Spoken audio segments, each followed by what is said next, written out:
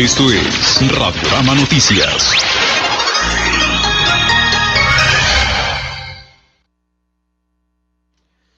Regresamos después de la pausa comercial y bueno, pues me da muchísimo gusto recibir aquí en los estudios de Nuestras Noticias al maestro Víctor Quintana Silveira. Maestro, qué gusto tener una nueva cuenta aquí en los micrófonos de Nuestras Noticias. Pues y muchas gracias, gusto es mío, Ricardo, aquí en Nuestras Noticias y contigo, como estuvimos hace unas 2-3 semanas. Pues creo que lo tratamos bien, mire, regresó. Sí, me trataron muy bien, sobre todo me entrené para regresar, me entrené un poquito ¿Para la subida? Sí, a esta estación debería llamarse La Bamba, porque para llegar aquí hay que subir una escalera grande y otra chiquita. No. Oiga, pero déjeme decirle algo. Sí. Con todo respeto, pero han venido invitados jóvenes y tengo que esperar hasta 10 minutos para que agarre nadie. Y usted no, nomás se sentó un ratito, ya lo traje para acá y sin respiración agitada. ¿Tiene buena condición? Sí, tengo buena condición. Hago escaladora todos los días. Oh, pues hoy no va a tener que hacer. Ahora ando tratando de escalar en otras cosas. En la política. ¿Qué anda haciendo este día por Juárez? Pues ando visitando, tengo 2 reuniones con compañeros de Morena y aproveché para estar con los amigos de los medios. ¿Cómo va pues esta plática con sus amigos de Morena? ¿Ya va está bien, convenciendo ya más? Va bien, pues sí, nada más me reúno con los convencidos y los medio indecisos y me ha ido muy bien, muy con bien. Los indecisos, digo, no hace que aquellos también se la vayan a ir. No. Con los convencidos. Y tengo es que esto es como un juego ese de los prestidigitadores en los circos, que tiene muchos platos girando encima de una varilla. Sí, una varilla. Sí, pues tiene uno que estar dándole mantenimiento a todo, porque si se concentra uno mucho en otro, se cae uno de los platos que está girando. Sí. Oiga, maestro, pues este problema del agua no lo podemos dejar de tocar y ha ido escalando a niveles que no debe tocar. Hoy toca ya la seguridad pública. Digo, en un momento dado, la falta de un acuerdo en las negociaciones perjudica a los productores y agricultores. No se ponen de acuerdo. Hoy el gobierno federal, después de que ya Juan Carlos Loera no es invitado por pérdida de confianza a las reuniones de la Mesa de la Coordinación de la Paz, pues hoy el gobierno federal dice, bueno, pues entonces que el Estado haga sus reuniones y la Federación haga las propias. Creo que este tipo de situaciones que se dan a ese nivel, pues a los que menos debe perjudicar es a la ciudadanía. Efectivamente. ¿Usted qué opina? Pues que no debe perjudicar a la ciudadanía, que pues nos necesitamos el gobierno federal, el gobierno estatal y la ciudadanía. No podemos resolver los graves problemas que tenemos de inseguridad y de sequía solos en el Estado. Entonces hay que construir consensos. Yo sé que el problema del agua es muy peliagudo. He estado haciendo propuestas en un momento y otro. He estado entrevistando gente. Yo mismo he estudiado el asunto y pues creo que es indudable que hay mucha presión, Ricardo, de Estados Unidos para que paguemos el agua. Hay mucha presión de Trump, de Greg Abbott, del mismo embajador Landau, para que se pague el agua. Entonces, eso no se puede evitar. Creo que lo que era necesario o es necesario es construir una instancia donde eso se dialogue. Es muy diferente que se dialogue a que se tomen decisiones unilaterales, aunque sean por el bien del país, aunque sean por el bien del país. Y se vea, pues todos tenemos que ceder. Ahora, Durango y Nuevo León, por ejemplo, ya dijeron, nosotros estamos dispuestos a ceder parte del agua para que se pague antes del 24 de octubre. Oiga, maestro, pues con su experiencia que lo caracteriza en todos los ámbitos, ¿hay capricho de alguien? ¿Es un capricho de...? No, no es capricho de alguien. Yo siento que es una situación límite que a todo mundo lo tiene presionado. Luego se intentaron subir algunos oportunistas. Muchos, sí, no algunos, muchos. Muchos oportunistas que obnubilan el núcleo duro del conflicto. Pero originalmente No es capricho del gobierno federal pagar el agua, no es, ni es capricho de los productores auténticos el decir, bueno, no nos dejen sin agua para el, para el próximo ciclo, no para lo que falta de este ciclo, sino para el próximo ciclo. Y no es capricho, pues porque no se ve que vaya a llover ya mucho, ni poco. Y tenemos una precipitación que yo creo que difícilmente en los mejores lugares de la cuenca va más allá de 250 milímetros cúbicos. Entonces no es capricho es una situación límite que por desgracia se va a ir presentando más y más conforme avance el cambio climático. Nosotros pensamos que nomás nos está afectando a nosotros acá con la sequía. En California tienen y en Oregon tienen unos incendios forestales que Ahí no está el humo, habían mire. tenido antes. El humo nos llega acá. Ahí está el humo, ¿sí? Hay cálculos que dicen que equivale el calor que se está desprendiendo de ahí, equivale a varias explosiones nucleares. Entonces el cambio climático nos alcanzó. Ahorita nos está haciendo confrontarnos entre nosotros. Es necesario prever esto, es necesario generar ya las instancias en que esto se debata y se construyan los acuerdos. Oiga, maestro, usted ha sido entrevistado por medios internacionales. Medios internacionales ya están en la presa, están pendientes de Sí, la información por varias aristas, ¿no? sí, Esto es una situación internacional, es una situación que inicialmente empezó en una confrontación ya severa entre Guardia Nacional y productores, luego el asesinato de una agricultora, Jessica Silva. Jessica Silva, su esposo quedó lesionado de gravedad y con secuelas bastante delicadas. Eh, y ahora la información reciente es la separación de los cuerpos de seguridad federal con del Estado. ¿Podría esto convertirse, ahorita lo tenemos entre gobierno del Estado y gobierno federal, esto podría escalar a niveles internacionales? Es decir, tal vez si no hay un acuerdo de pagar el agua o de que no se pague la cantidad requerida hasta no sé qué días de octubre, creo que el 24 24 de de octubre, octubre. podría ir más allá de un problema diplomático entre México y Estados Unidos? ¿O Yo, eso es lo que trata de evitar el gobierno federal? yo creo que es lo que trata de evitar el gobierno federal, pero no solamente es un problema diplomático, que Trump no tiene nada de diplomático, por otro lado. O No, y sea, además anda en campaña también. anda en campaña. O sea, si no le pagamos a los Estados Unidos, eh, Trump, como le van a quedar todavía 15 días de campaña después del 24 de octubre, puede Ujú. ocurrirse cualquier locura. Puede ocurrirse cerrar totalmente la frontera, puede ocurrirse poner aranceles. Al cabo, Amenaza como siempre. la ley internacional le vale. Entonces creo que el gobierno federal, yo entiendo esa presión tan fuerte que tiene el gobierno federal, sí, pero también entiendo la presión de los productores auténticos, sí, las organizaciones de productores auténticos, sí. Maestro, en sus ratos de trayectos de Chihuahua a Juárez, o ya cuando se va a dormir, cuando se pone a leer un libro, o antes de preparar la clase de los viernes en Cuauhtémoc, Muy bien. no se pone usted a pensar en, chin, este problema ya está perjudicando a mi partido y va a estar más cañón. Sí, sí, sí, claro que lo pienso, por eso yo he insistido con los compañeros con que me reúno del partido. Miren, tenemos que manejar varias variables, valga la redundancia, a la vez. O sea, tenemos que ser consistentes con la política que está marcando el presidente de la República, pero al mismo tiempo tenemos que ser muy consistentes con las demandas, con la situación de la gente de Chihuahua. No es fácil, no es fácil. Es muy fácil decir, bueno, pues es de que el presidente de la República dice esto y sin más se hace. Pues no es ayudarle tanto, sino tenemos que ver cómo desde aquí se vive el problema y cómo se conjuga eso con una decisión que no es un capricho, sino que es, yo creo que es el resultado de una presión muy fuerte del gobierno de Estados Unidos.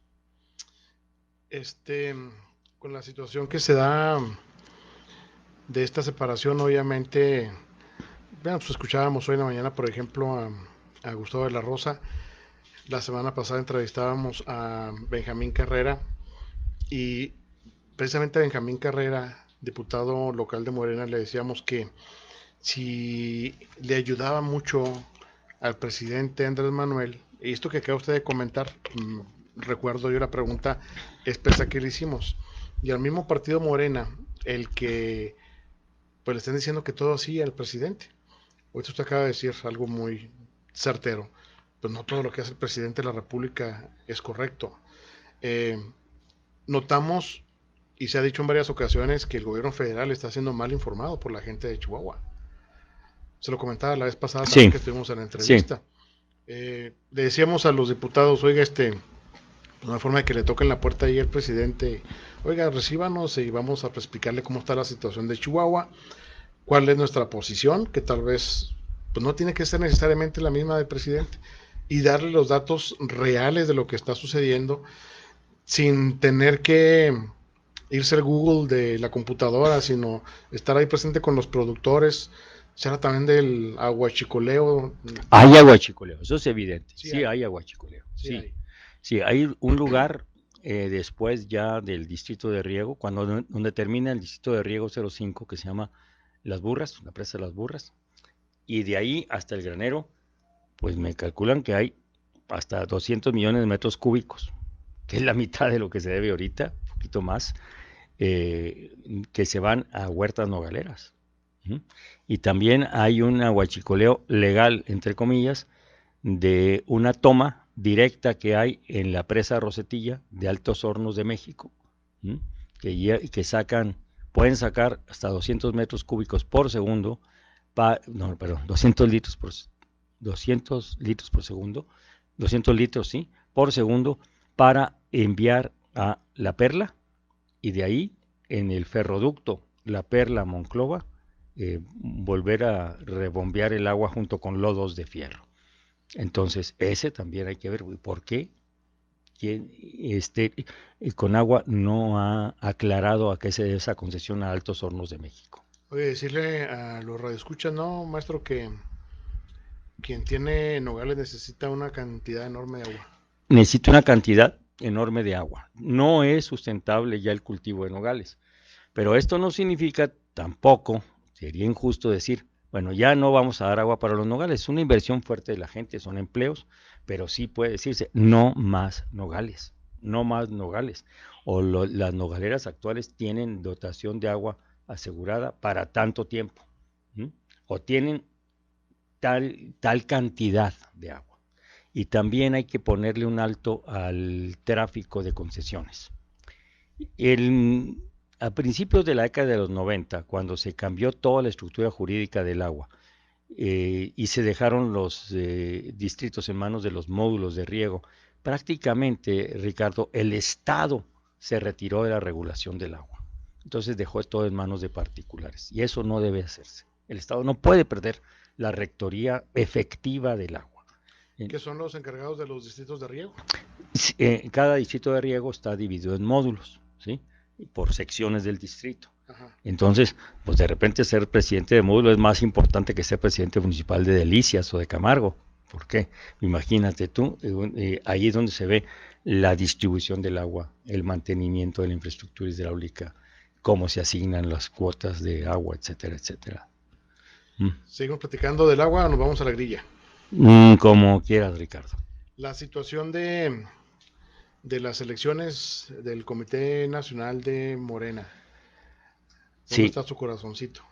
con Porfirio Muñoz Ledo. Con Porfirio Hace Muñoz Ledo. tiempo, y no solamente porque sea mi amigo Porfirio, porque lo admiro, sino porque creo que es el que representa el tipo de partido que yo quisiera. Estamos un partido movimiento, un partido abierto a la gente de verdadera izquierda, un partido que no sea nada más un instrumento del Ejecutivo, sino que sea un partido Con un con una líder con vida los propia. tamaños de Muñoz. Sí, exactamente. Que no le tiemble la mano ni la voz. Que no le tiemble la mano ni la voz. Y aunque no es una fórmula, yo creo que Citlali Hernández es un excelente complemento de Porfirio Muñoz Ledo. Mujer, muy joven, tiene 30 años apenas, con un gran trabajo de base, y creo que esto viene a responder a aquel ideal que teníamos cuando fundamos Morena en 2012-2013, un partido de movimiento cercano a la gente con una ideología de izquierda bien clara. Entonces yo espero y dentro de lo que modestamente puedo, le hice una entrevista, se ha difundido varios spots de la entrevista que hicimos a Porfirio y a Citlali. Maestro, y usted que anda visitando a simpatizantes de Morena, ¿cómo anda la situación en el estado de Chihuahua con respecto a las preferencias? Bueno, pues las encuestas, yo no sé si te lo decía Ricardo la vez pasada, a mí me gusta jugar sin ver el marcador, ¿sí? Yo hago mi juego sin preocuparme cómo va el marcador y cuánto tiempo queda. Y mi juego está ya decidido como juego. Yo pienso que en este momento están muy concentradas las energías de las y los militantes de Morena en la elección interna. Y esto va a llevar todavía como hasta el primeros días de octubre. Entonces, esperaremos ya la convocatoria que emite la nueva dirigencia de Morena y a ver en qué términos viene. Depende de quien se quede en la dirigencia de Morena a la convocatoria que venga. No, yo creo que hay ciertos lineamientos ya muy institucionalizados para las convocatorias.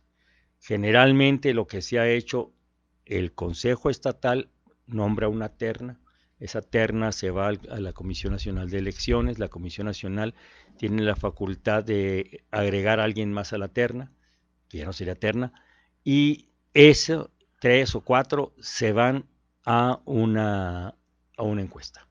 Eso es lo que se ha visto. No se espera una convocatoria con dedicatoria. Ahí no existe. No, No. no, no. Yo creo que no tendría convocatoria, no tendría dedicatoria. Que las condiciones cambien y que de repente se vea que, que le urge más a Morena y al Estado y al país un candidato o candidata con tales características, puede ser también. Puede ser que eso cambie. ¿Sí? Y que en un momento dado diga, no, pues vamos a cambiar los términos de la convocatoria porque necesitamos un perfil así, por ejemplo. Ahí se puede ser, ¿verdad? Buscar un Sí, perfil. buscar un perfil, sí, exactamente. Pues el abanico es bastante amplio para el estado de Chihuahua. Creo que Sí, en el camino se pueden ir quedando algunos por ciertas cuestiones que la misma ciudadanía o el mismo partido vea. sí, sí, se pueden o nos podemos ir quedando algunos, están abiertas las posibilidades. No, no estoy aferrado, tampoco me descarto. No, no, pues, por eso andamos. Pues Sí. anda tocando puertas y viendo la situación de Morena aquí en el estado de Chihuahua. Pues esperemos que... Pero fíjate, Ricardo, sí, viendo la situación de Morena, pero hay una cosa que, que es mi convicción, y es que, pues ahorita es importante eso, pero la problemática que vive el Estado, la problemática que vive el planeta, esa no podemos dejarla de lado nunca. ¿Sí? Tenemos que convertirnos ahorita en activistas de la sustentabilidad global. No podemos seguir dejando que el planeta se vaya consumiendo como se está consumiendo. Entonces, en eso estoy empeñado, y si quedo, qué bueno, y si no quedo, pues estaré en ese activismo. El cambio climático, el calentamiento global y el calentamiento social de la inseguridad son dos causas a las que yo quiero dedicar los últimos años de mi vida en un puesto público o sin el puesto público. ¿Cómo ve usted a Ciudad Juárez? Lo veo el as y el en vez, como nos decía en la primaria con las hojas, ¿no? Tenemos por un lado un Juárez vulnerado, descuidado, negligido por los gobiernos, y por otra parte tenemos un Juárez muy dinámico, con efervescencia ciudadana, ¿sí?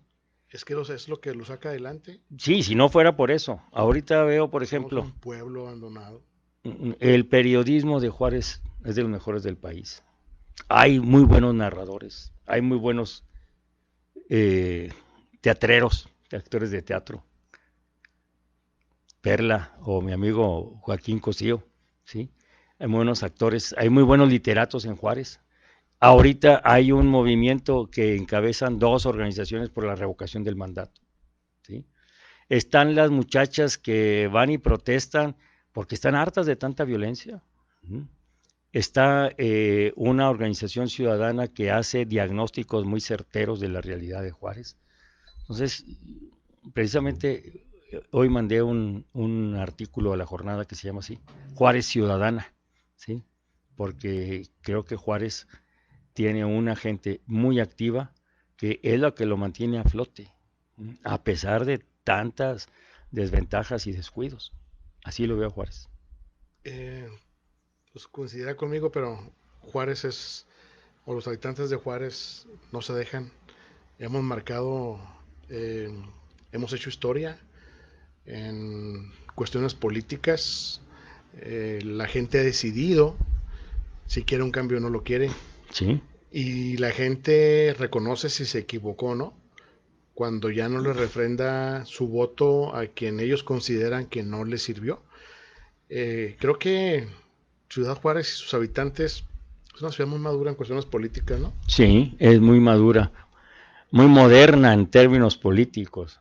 Juárez es, evalúa mucho a los candidatos y a los partidos, ¿sí? Y no tiene una fidelidad comprometida, ¿sí? No tiene una fidelidad comprometida, sino se evalúa tanto cuanto aportan a la solución de sus múltiples problemas. Eso está muy claro. Lo veo muy activo en el Twitter, maestro. Yo no me pierdo sus publicaciones. Gracias. Ahí me doy cuenta de quién lo entrevistó, con quién platicó, qué publicó. Pues es parte, ¿no? De uno como medio de comunicación. Además, el Twitter pues es el que usamos los comunicadores y los políticos. Sí. Me da gusto el caminar y el andar de Víctor Quintana hoy por los medios de comunicación y me da muchísimo gusto recibirlo. Muchas gracias, Ricardo. No, a mí me da mucho gusto que me entrevistes y pues no puedo dejar de hacer mención de la partida de Julián Cardona. Lo traté poco, pero fue muy importante ese trato. Yo lo conocí en el seno del Movimiento por la Paz con Justicia y Dignidad.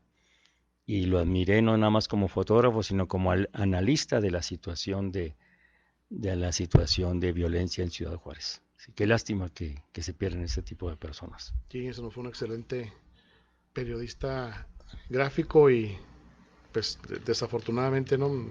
Independientemente de cómo haya sucedido o qué haya sucedido, pierde Ciudad Juárez un excelente periodista. Sí, que creo que es de los ámbitos en los que Ciudad Juárez destacó a nivel internacional o ha destacado a nivel internacional por ese seguimiento valiente, certero, periodístico de estos años de violencia. Oiga, maestro, ahorita tocaba usted el tema de la revocación de mandato. Pues creo que también ahí estamos haciendo historia y ¿Sí? estamos siendo los primeros en utilizar esta, le voy a llamar herramienta de cuando la gente no está de acuerdo con alguien y se puede lograr pues hacer un cambio. Sí, y hay un antecedente importante, o sea, Juárez fue en 2005 la primera ciudad, pues, yo creo de la República, que intentó revertir una decisión de Cabildo, que era la inversión allá en lo que le llamaron Ciudad Ballina en aquel momento, mediante un plebiscito. Se juntaron más de 58,000 firmas y como había muchos vacíos en la ley, pues lo echaron para abajo y dijeron que no era plebiscito, lo que debían hacer que era un referéndum o al revés. Pero allá marcó historia Juárez. Luego, ante los enormes vacíos que eso dejaba, se trabajó conjuntamente varias organizaciones ciudadanas, entre ellos el Plan Estratégico de Juárez, Red Ciudadana en Chihuahua, por una nueva ley de participación ciudadana que se promulgó el 18. Y qué bueno que existe esa nueva ley porque creo que apelando a ella es como las organizaciones que están promoviendo ahorita el referéndum, la revocación de mandato, perdón, se están acogiendo a ella y creo que tienen posibilidades de lograrla. Hasta el lunes se habían reunido 16,000 firmas. Yo espero que las 54.890 la reúnan para el 29 de noviembre. Y sería una premier nacional también, otra vez de la ciudadanía juarense. Oiga, porque también, pues en la capital del estado, a través del plebiscito, se da marcha atrás a un proyecto que la gente no estuvo de acuerdo. Sí, eso fue muy importante en Chihuahua, ya estaban las cuestiones jurídicas bien establecidas. Y mira, para que no le tengan miedo los gobernantes a la participación ciudadana, ese plebiscito, mucha gente dijo, bueno, lo perdió la alcaldesa de Chihuahua, Maru, entonces con eso ya perdió toda esperanza a la gubernatura, y no fue así, No. no fue así. Entonces, no hay que tener miedo a la participación ciudadana. Pues oiga, si alguien le tiene miedo a algún político a la participación ciudadana, entonces pues que no se meta de político, porque la participación ciudadana lo va a hacer ganar o lo va a hacer perder. Exactamente, o sea, nomás quiere participación ciudadana un domingo de julio o de No. junio para que le digan que sí, y después ya que no vuelva a participar la gente, pues de eso no, ya en la democracia moderna no se vale, y menos con una población tan despierta y tan dinámica como la de Ciudad Juárez. Maestro, pues quiero agradecerle finalmente No, Ricardo. su visita aquí a través de los micrófonos de nuestras noticias de Organización Radiorama. Esperemos un día tenerlo tempranito en la mañana, Cuando echarnos quieras, un cafecito aquí en lo que platicamos muy amenamente con usted. ¿Algo más que desee agregar? Ricardo, pues agradecerte mucho. Voy a seguir viniendo a Ciudad Juárez y decirle a la gente, firmen para el plebiscito, para la revocación, firmen para que se haga. Yo no digo que le revoquen el mandato al alcalde, pero firmen para que se haga esa consulta. Es importante, y ya cuando se haga, pues ya ustedes decidan si le revocan o no revocan el mandato. Pero el solo hecho que se haga es un triunfo ciudadano importante. Gracias, maestro. Muchísimas gracias. Muy buenas tardes. Buenas tardes. Vamos a una pausa, regresamos con más información.